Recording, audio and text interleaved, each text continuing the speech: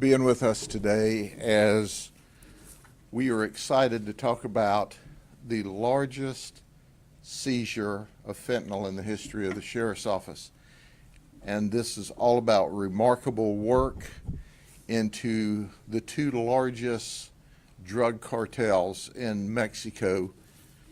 But before I do that, let me introduce to you, first and foremost, our prosecutor, Brian Haas, State Attorney for the 10th Judicial Circuit, and in my estimation, the finest prosecutor, not only in the state of Florida, but anywhere in the United States. He does the right thing. He's going to speak to us in a little while. We also have Austin Leal from Auburndale Police Department with us today, Terry Story with us, Mark Brutnell from FDLE, and he's going to also speak today. We have Chris Nelson, Brandon Shealy, who's a supervisor. We have Javier Lopez from Border Patrol with us, Michael Garland from HSI, Jim Gill from U.S. Postal Inspection Service. Why do I list them? Because when you do investigations of this magnitude, no single agency can successfully do them. It takes us all working together. And let me underscore that there's no light between any of us. We're shoulder to shoulder to protect the people of the United States from this evil, evil drug, fentanyl. And I want to highlight before I start giving you the details, and I'm going to give you a 30,000-foot deep view of this, because obviously there will be other investigations into these cartels. But I want to give you an example. Between 2018 and 2023, 340,000 people died of fentanyl overdose deaths in the United States.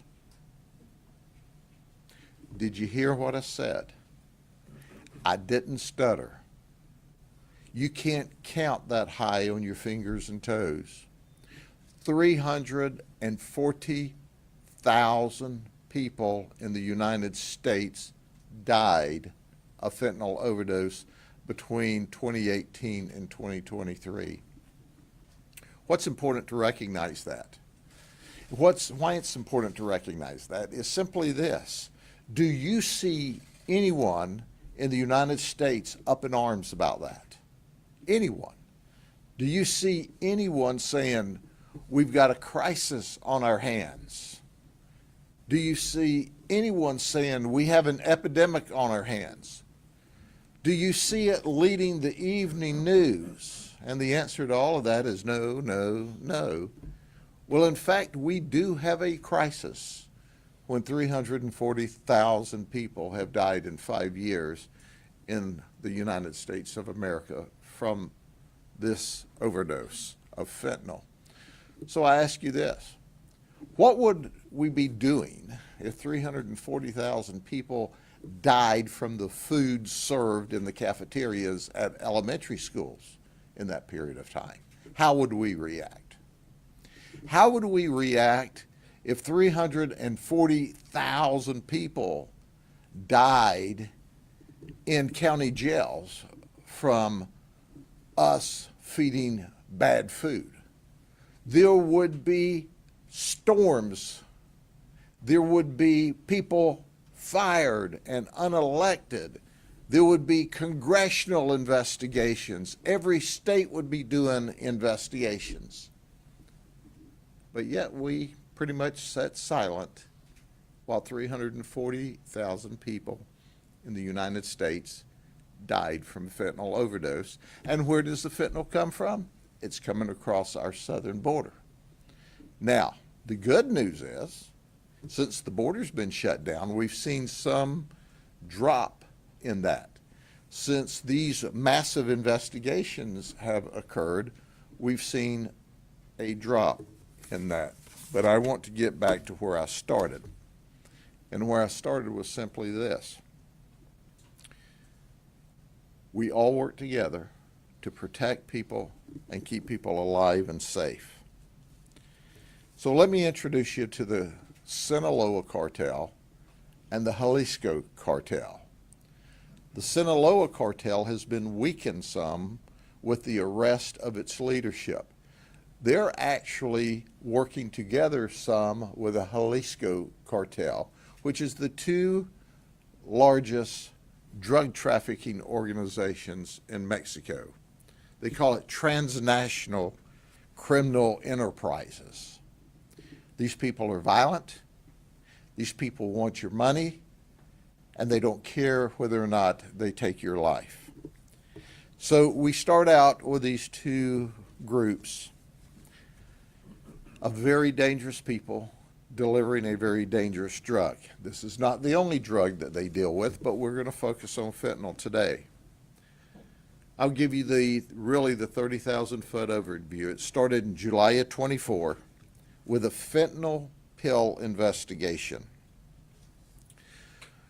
Between July 24th to January of 25, there were 8 kilos of fentanyl pills, or 80,000 pills, that came in from Phoenix. They came across the border in Mexico to Phoenix and ultimately to us.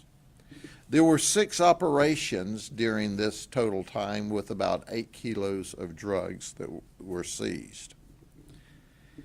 And then in April 28th of 25, we seized 4 more kilos, 40,000 more pills. It was delivered by Regina Headsmith of the Sinaloa cartel. So these are the 2 representatives we arrested from the Sinaloa cartel. These are the folks that were assigned to the Jalisco cartel in the pending operations. So we ultimately arrested her for delivering 4 kilos of fentanyl pills, and she delivered those to Lakeland, Florida.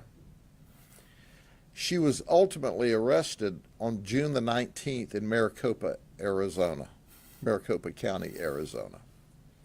And then there was Adrian Munga. He flew from Phoenix to Tampa to Bartow to pick up the cash for the 4,000 pills. He was arrested on June the 17th when he came a second time to bring us 4 kilos of.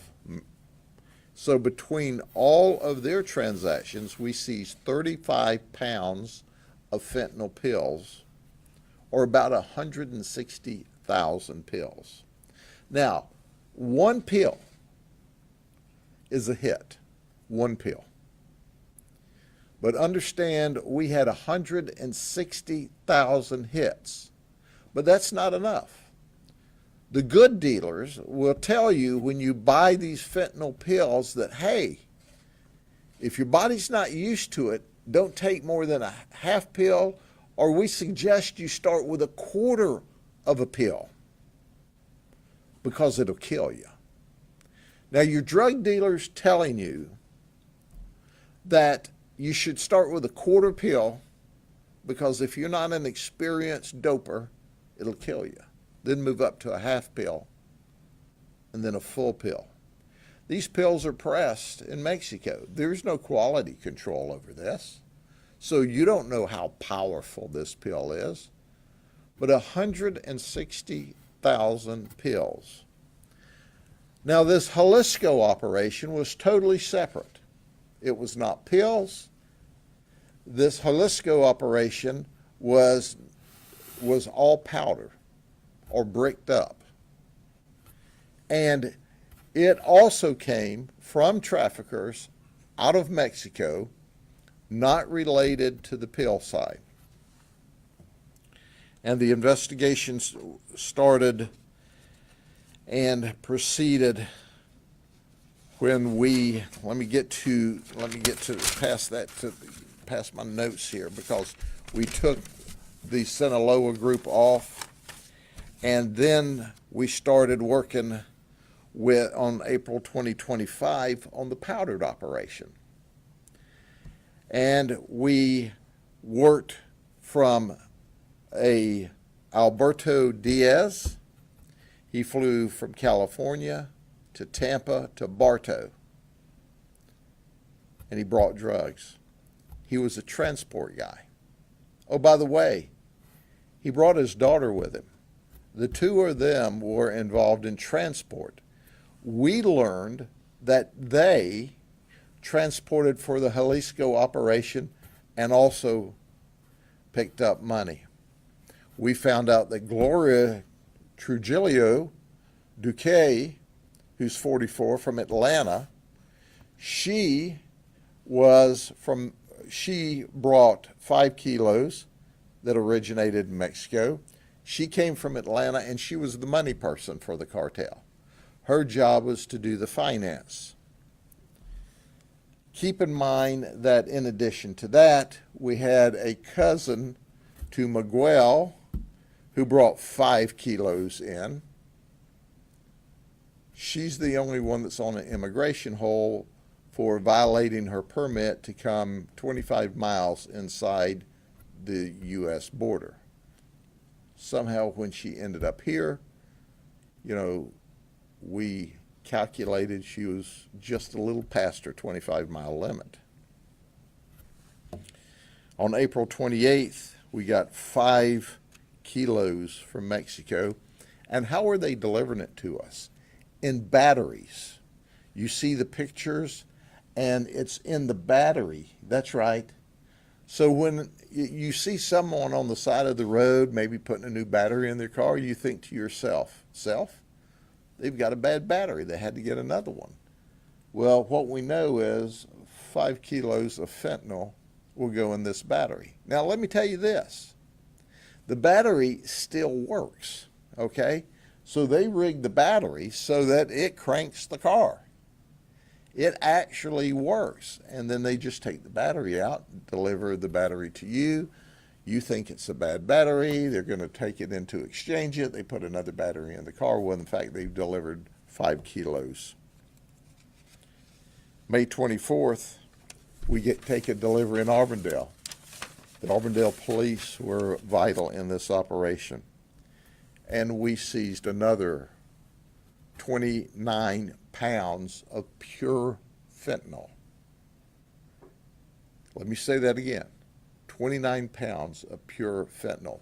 So between the two operations and the different deliveries of the drugs, we looped all of these folks in as either couriers of the drugs or financiers to pick up the money or transport people. And we seized a total of 64 pounds. 64 pounds of fentanyl in these two operations. That's enough to overdose and kill 14.5 million people. Let me say that again. Our detectives and our agents from the federal, the state, and the local level potentially saved the lives of up to 14.5 million people. Or think of it this way. We seized enough drugs to overdose and kill everyone in the state of Ohio, or everyone in the state of Pennsylvania, or everyone in the state of Illinois, and have drugs to kill people left over.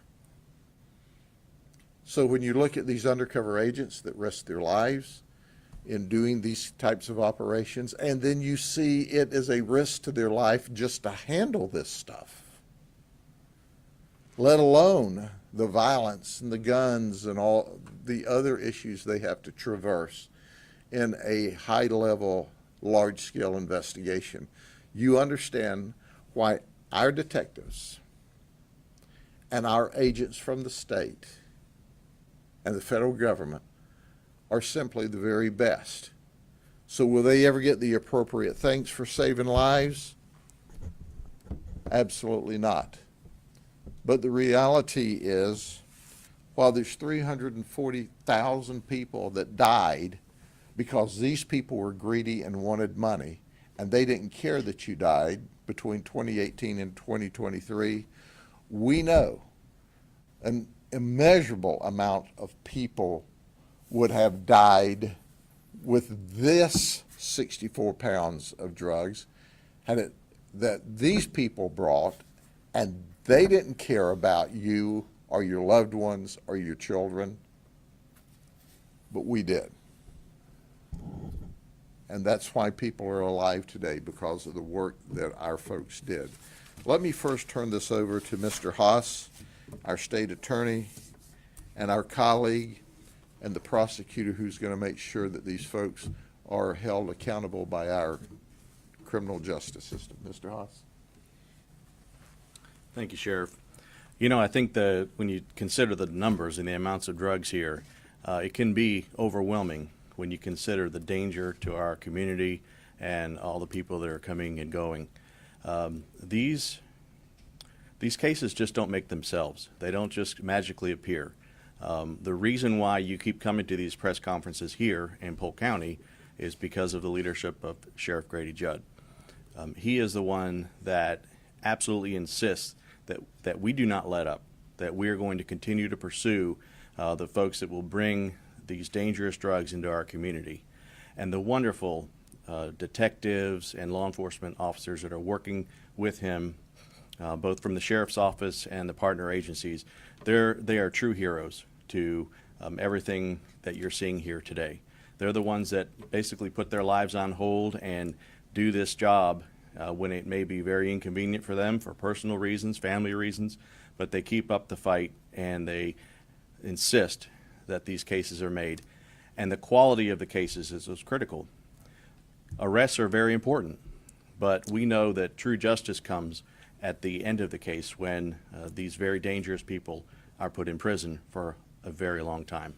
And that's why the details, the attention to detail, working very hard to make sure that we have a prosecutable case that we can get across the finish line is absolutely critical. And what a great honor it is to be a prosecutor in the state of Florida, with a governor and a legislature that supports us by making sure that we have the laws that we need, with very strong mandatory minimum prison sentences and adequate funding for all of the operations. It's so important, and it is different in Florida. So it's great to be a state attorney here, and particularly in the 10th Circuit, and partnering with Sheriff Grady Judd and all of the great state partners that we have. So we are ready to take these cases. We've been working with the detectives from the beginning, and this is an important day, but there's a lot still to come on these cases, and my prosecutors are ready to go. So, Sheriff, thank you. Thank you, Mr. Haas. Let me introduce you to Mark Brutnell. He is Special Agent in charge of the Tampa Field Office, and he's going to speak with us today about a very important piece of our ability to do these investigations. Mark?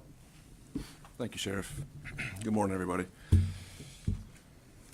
On behalf of Commissioner Mark Glass, I'm Mark Brutnell, the FDLE Special Agent in charge for Tampa Bay. Thank you for being here.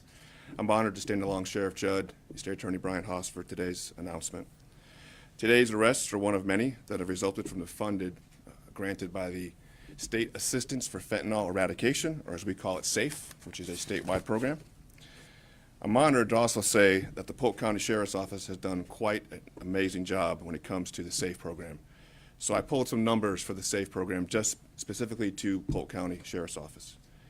In 2 years, there have been 13 approved SAFE cases with the Sheriff's Office. Of those 13 cases, under Sheriff Judd's leadership and the investigative team in the back there, 42 arrests have been made, 48.5 kilos, or as Sheriff has talked about today, over 100 pounds of fentanyl has been seized, in addition to 12.5 kilos of cocaine. So the entire state of Florida, the Polk County Sheriff's Office is responsible for 26% of the seizures statewide when it comes to fentanyl. To put that into perspective, what they've done here with their cases, they have saved over 24 million lives. The 100 pounds of fentanyl that these folks have seized is enough to kill the entire state of Florida. That's very scary. The success of this operation is a reminder about the importance of partnerships and support, not just between agencies, but from the top down. As Governor DeSantis and our legislature, they continue to work to support law enforcement and ensure the protection of Florida's communities. I'd like to personally thank the investigative team. I worked narcotics for 10 years, a long time ago, and I can tell you you guys have a tremendous amount of patience. These folks don't have watches. They drive me crazy. See you at 2 o'clock, which means midnight. Your dedication and your ability to stand fast and continuing to work these cases is very impressive. So in Florida, keeping our families safe is a top priority. And this case is a great example of the tireless and dangerous work being done by the folks in the back. Again, thank you for all your hard work. I appreciate your time today. Thank you. Thank you, Sheriff. Thank you, sir. Let me give you one last look at this and to tell you what some of the problem is in areas of this country. Valencia Cervantes, he's 34 from Georgia. In 2021, he was arrested at a lab with 60 kilos of liquid meth. He was given 4 years. And he's out and we're arresting him again. This guy is evil in the flesh. He's personally responsible for the death of many children and many people across the United States. These operations we talk about that we do are not Polk County centric, but they're Polk County investigated centric because of the agents with FDLE and my narcotics team, which simply is the very best. But think about it. How in God's green earth did this guy get out of jail in 4 years when he's got 60 kilos of meth? And he's on to kill other people. This is real, folks. And I want you to understand that it's not over. We're going to continue to work together. We're going to focus on those that would traffic drugs throughout the United States. And if every law enforcement agency in the country cared as much as the feds that work with us, FDLE, the local police departments, imagine how many lives we would save, because we know that they have been, for the last 5 years, flooding the United States of America with fentanyl and with meth and with cocaine. And our prayers are, with the border sealed, that would dry up significantly. But where there's a will, there's a way, there's a new way that we'll have to figure out how to catch these folks. But I can tell you, the best in the business that are wanting to save the lives of your children are working together. Thank you. God bless you. And are there any questions? Yes, ma'am. Just to clarify, were these individuals specifically operating in Polk County, or were they brought here from your communications? These folks are international drug smugglers. So during our investigation, we determined that they are international drug smugglers. And they were brought here because they will smuggle drugs any place. So if it weren't for our undercover work, a person could buy the drugs in Polk County or Florida or any other state, and they would deliver them, they would sell them. These are the traffickers. These are with the Jalisco and the Sinaloa cartels that are manufacturing and running huge illegal operations, transnational organized criminals. And what we're catching is, if you will, their field agents. So the reality of it is that the reason they were arrested here, or the reason the case was made here, was because of the unbelievable work by our detectives, our FDLE agents, our city police, our federal partners. And the reality is, don't think for a second all of these drugs would have come to this county. But don't think for a second that some of them wouldn't have if we hadn't have been the guys buying them and ultimately arresting the people. I'm curious about these pills that are disguised as blue oxycodone pills. Yes. Because do people who take them know that they're pure fentanyl? But you said that they're warned, and they probably don't want to kill off all the customers. Yes. So. Well, some of the history you can go back to. if you go back, 20 years ago, when the state was wide open and people were coming from all over the United States to buy OxyContin and oxycodone pills from pop-up pharmacies. Well, some of them, the oxycodones, 30s, were the pill that was popular. Florida shut all that down. Pam Bondi, by the way, was our Attorney General at the time. Now she's our U.S. Attorney General, one of our friends, and did a remarkable job with FDLE and other agencies across the state, to include us. So what happened? There was the market there, so that's when Sinaloa and the cartels stepped in, and they said, hey, not only will we sell this fentanyl, but we'll also pill press it to look like the oxycodone 30s. So it was a gap to fill that quote-unquote legal government permitted gap at the time, which obviously wasn't legal, or the government didn't sanction it either. So that's kind of the long story to this. But the users are buying it knowing it's fentanyl. Yes, absolutely. Yes, because it's their substitute. It's their substitute for the opioid that they got before. And once again, the good dealers, quote unquote, the good dealers are saying, don't take a whole pill. You don't know how strong the pill is. You don't know what your tolerance is. Start with a quarter of the pill. So Sheriff, would you say that since the border has been secured, that there has been a decrease in the drug flow that you've seen to Polk County? Yes, not to Polk County, across the border.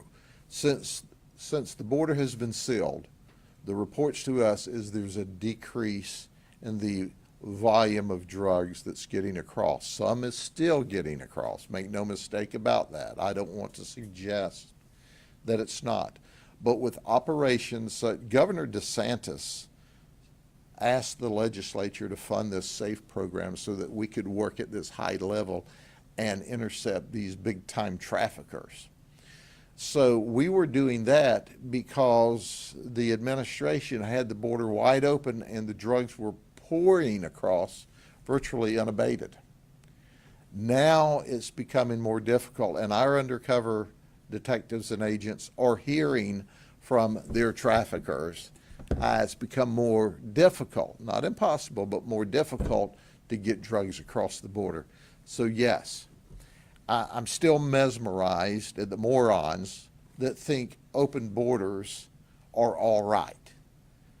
But one of the issues that we have to be concerned with, one of the many issues, is that meth, fentanyl, cocaine was pouring across the southern border, virtually unabated because of the policy of allowing everyone into the country illegally.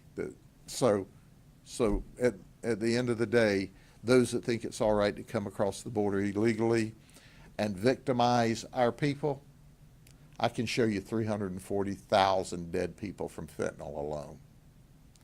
And that fentanyl came from Mexico, and it didn't come here legally. Okay, thank you all very much. God bless you. Have a good day.